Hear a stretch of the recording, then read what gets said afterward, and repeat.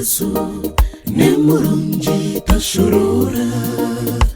atwindire purani etari yobi konke yoburungi ori murungi yesu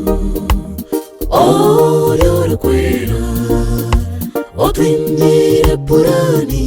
etari yobi konke yoburungi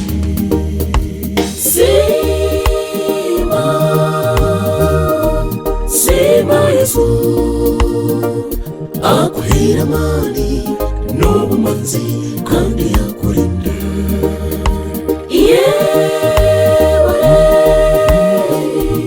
yebare yesu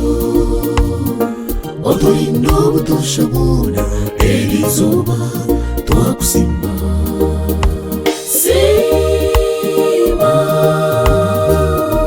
Siima yesu akuhira amani n'ubumanzi kandi yakurinda